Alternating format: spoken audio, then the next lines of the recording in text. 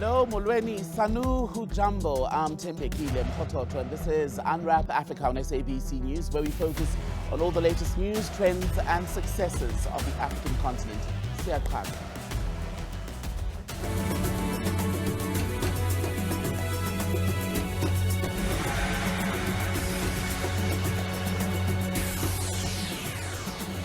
Well, every week we want your thoughts on one of the main news stories from the continent, and this week we want to hear what you think of the death sentence handed to former Congolese President Joseph Kabila in absentia, sentenced to death for crimes including treason, sexual assault and insurrection. We'll take your comments on voice note.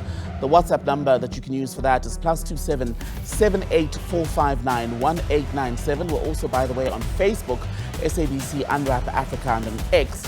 Our handle is SABC News_TV.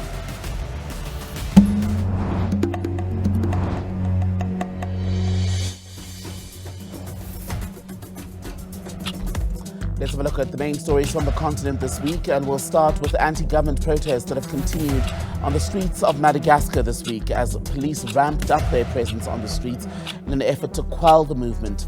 Security forces in the country locked down the city centre of Antananarivo, trying to prevent protesters from reaching Democracy Square. In the eastern DRC, the death sentence handed to former President Joseph Kabila has sparked strong reactions. The military court's decision especially resonates in Goma, which has been under the control of the AFC M23 rebel alliance since January. Activist and grandson of the late Nelson Mandela, that's Mandla Mandela, is part of a delegation, a group of South Africans and other nationalities who've been detained after Israeli forces intercepted the Somod flotilla this week.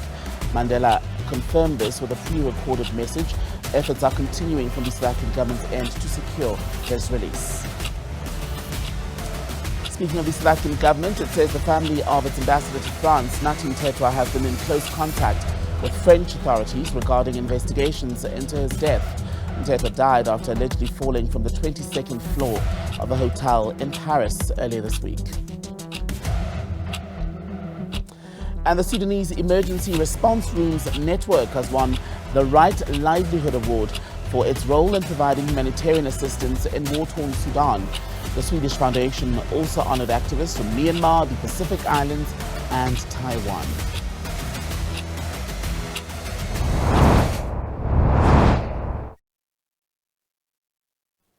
Tell you about news out of Malawi, where Peter Mutharika has vowed to root out government corruption and rebuild an ailing economy after he was sworn in on Saturday for a second term, that's a second non-consecutive term, as president of the nation.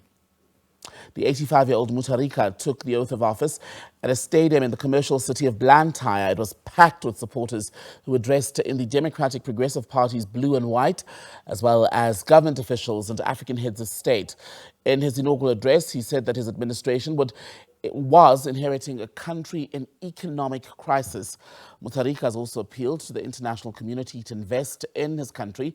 He addressed US President Donald Trump directly, saying that he would soon send a delegation to America to discuss his country's prospects, especially after cuts in US foreign aid. Nations with high emission levels need to implement carbon reduction strategies. This is the view from those who've been attending the Africa Energy Conference in Cape Town. The chairman of the Africa Energy Chamber, Njayuk Mba, says that it's Africa's time to industrialize. Meanwhile, in Namibia, they say they're powering ahead with hydrogen power. So many industry players to one platform to engage, to interact, and try to finally solve the solution of Africa and energy and ending energy poverty. In terms of Namibia, how big is the challenge of energy and how are you dealing with it? For Namibia, as you may know, we are about 70% electrified, and that's mainly because we depend on importation from countries like South Africa and Zambia. So our neighbors do supply the majority of our energy. But Namibia wants to move to a stage where we are energy sufficient, and we want to enjoy an energy mix because we know that we are abundantly blessed with solar and wind, and we also want to take advantage of hydrocarbons, which is why we're here today. The hydrogen project, how is it going in Namibia? Is Namibia making progress? I would say yes. we are making progress. It's slow progress, and that's mainly because of geopolitical issues. In and of ourselves, we are ready, able, and willing. And we do have some projects that we can speak to that are already operational, like your high iron, and also closer to finalization at CMB Tech. You spoke about geopolitics. How are they affecting the project? It's about demand. So we need solid off-takers in Europe, and the European markets have to demonstrate to us that they are serious about wanting to be off-takers, and they're serious about an energy transition, as they refer to it as.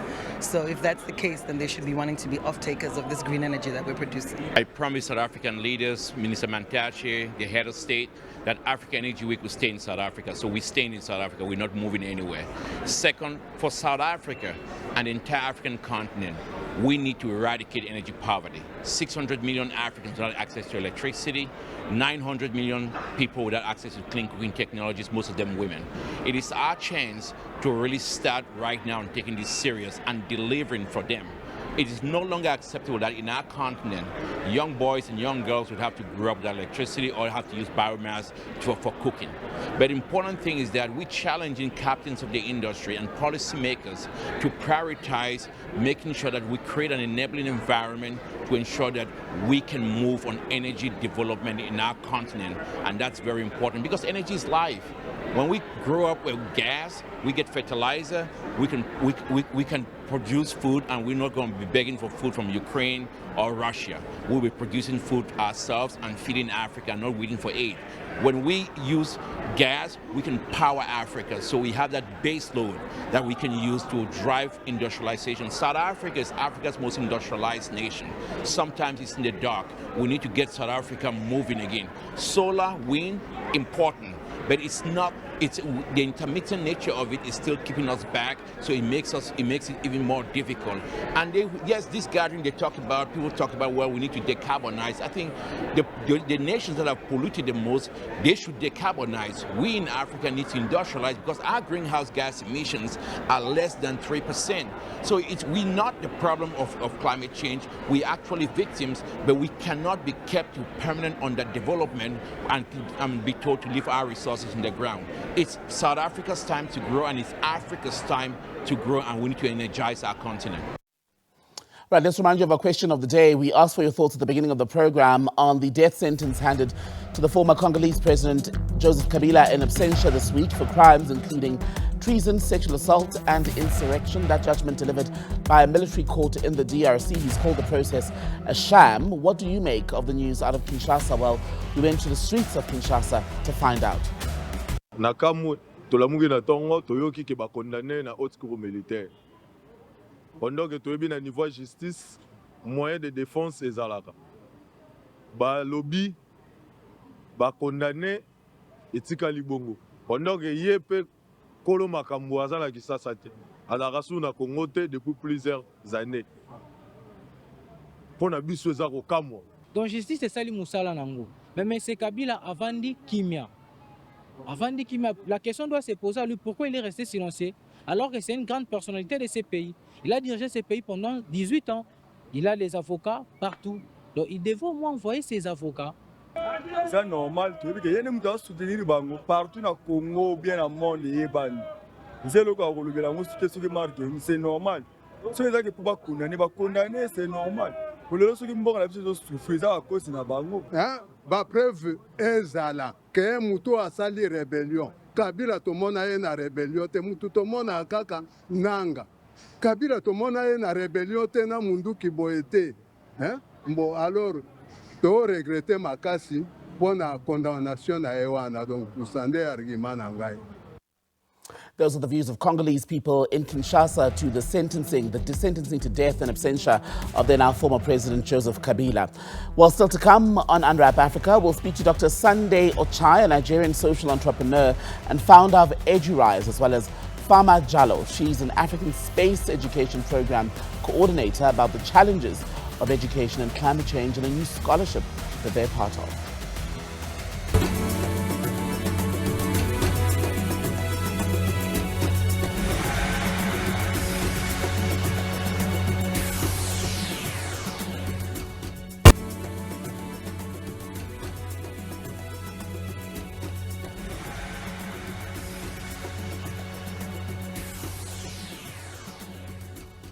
So education and climate change are urgent and interconnected challenges facing Africa today. Millions of children on the continent are still out of school, while climate risks are threatening food security.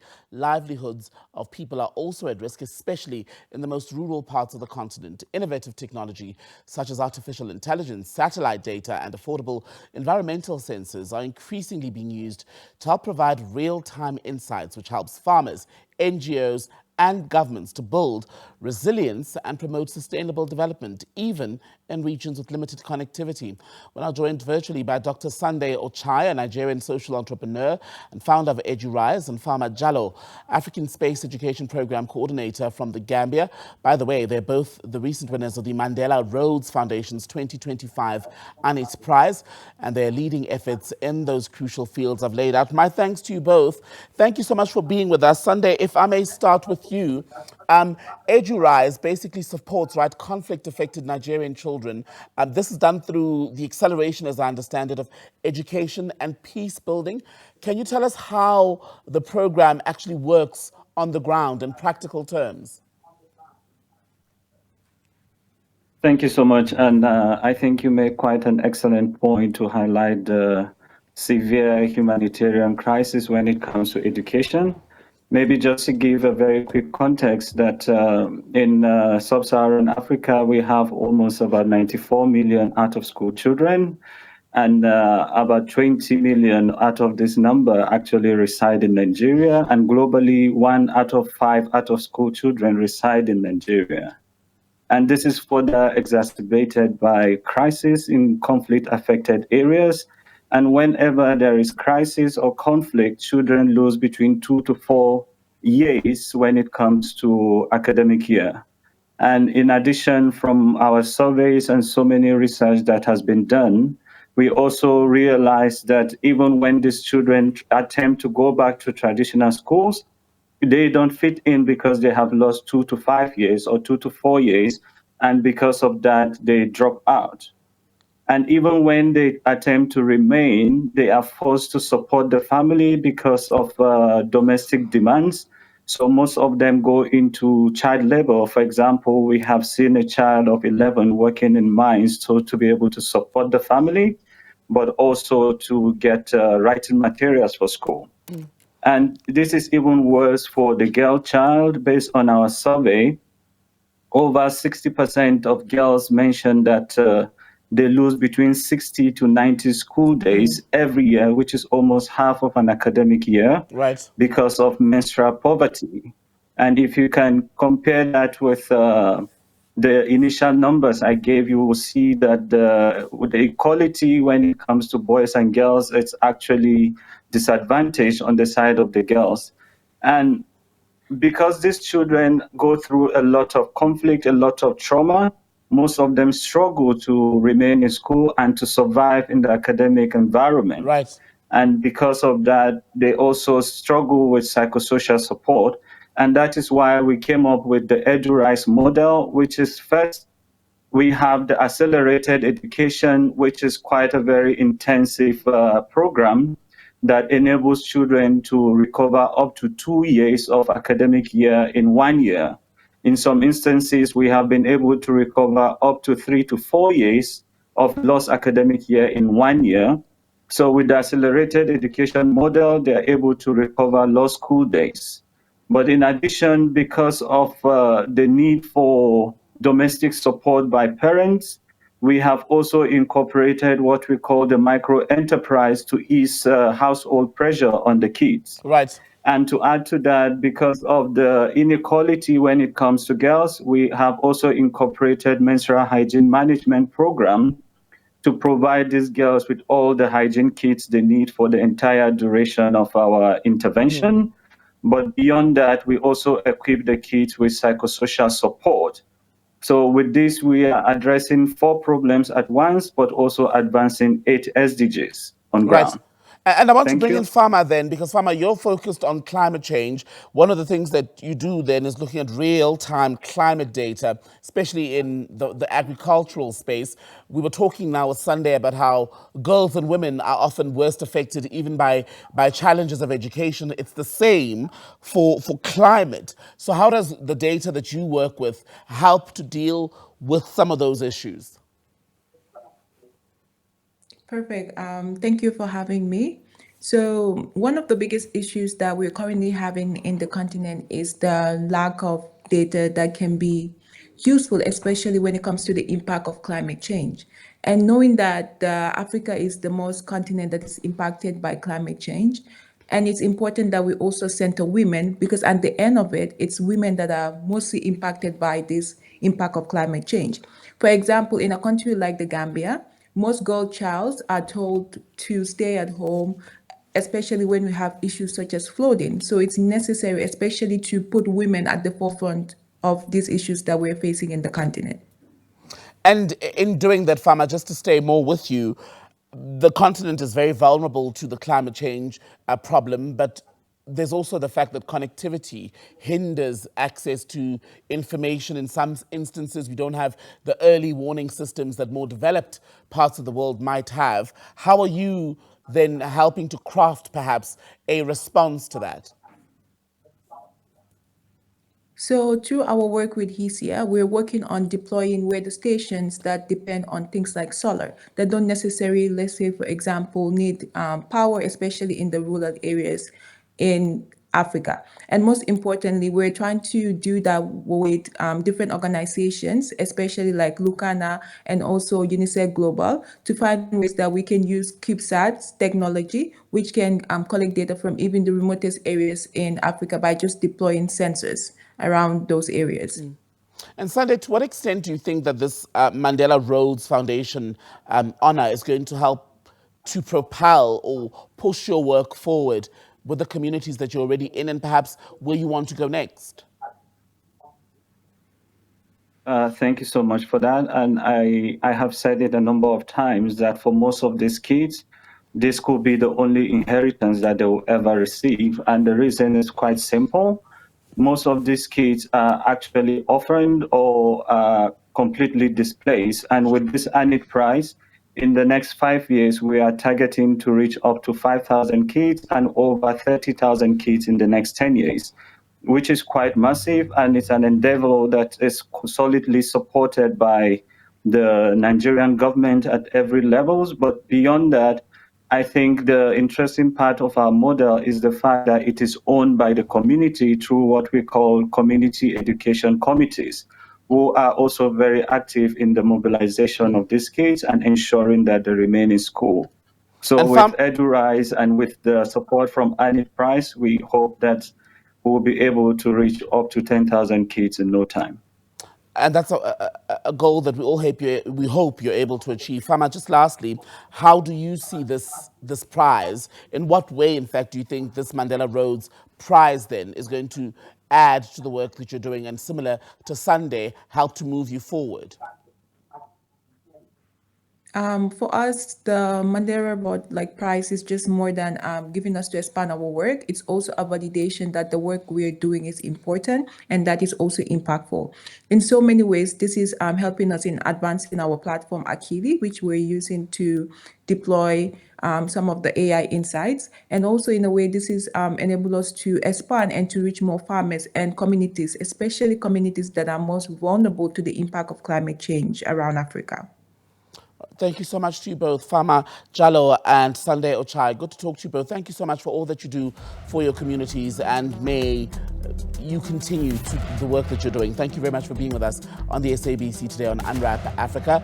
Much more of the show when we return. Don't go away.